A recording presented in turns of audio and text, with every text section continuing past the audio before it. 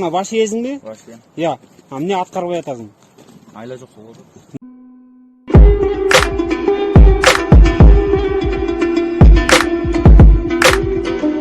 Жигит, атың ким? Элдос.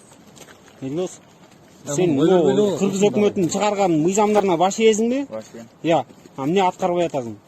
Айла жок болду. Эмнеге айла жок? Эмне себептен? Я. Фамилияң ким? Табылды. Каяктык болосуң? Чүй. Машинадан Мына турчу. Экинчи болобу ушундайың? Жок болду. Я. Ошол не кылайлы өзүң айт. Таксилерге да кайрылуу жасап кой. Өзүң айт. Болсо машинамды ала алгыла. Күлүчүн алып кош. Сенчилеп каттаган, жашыруун каттаган таксистерге эмне деп айтат элең? Мындай каттабай кала берди, экинчи мындай болбойт. Я. Үйдө эле жатабыл деп айтмакмын.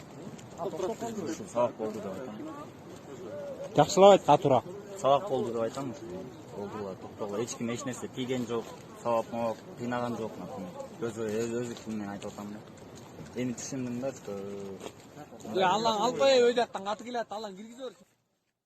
ошо конзорттун балдары менен жолдон жолугуп, биякта баарына түшүндүрүү иштерин жүргүзүп атыптыр.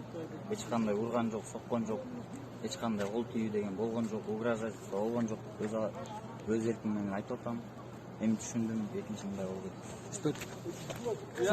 Мына бүрүстөттүрүп айтсаң өзүң немелерин. Бол айтып турган айт да болгон монча Билбейсиңби? Ошо конзорттун балдары бутчети туура кылып атыптыр, өз немесин айылын сакташып, мындай өз элинде патриот болуп атышыптыр.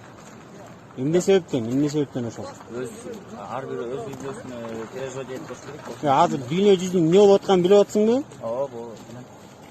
Ошол үчүн болуп атат, туурабы? Ошо айтарым, Бишкектеги таксилерге талашка келбени сураңам. Короче, биякта бар иш мероприятие бар, жүрүп атыптыр. Кандай десем, биякта эми Талас элине патриоттук конзорттун балдары карап атыптыр, биякта жакшы бул. Жакшы мен билбейт болчумун мындай болорун. Эми түшүндүм, эми үйдө отурам. Эми бардык таксилерге айтарым, чыкпагыла, акчага кызыкпагыла, лучше үйдө отургула дейм.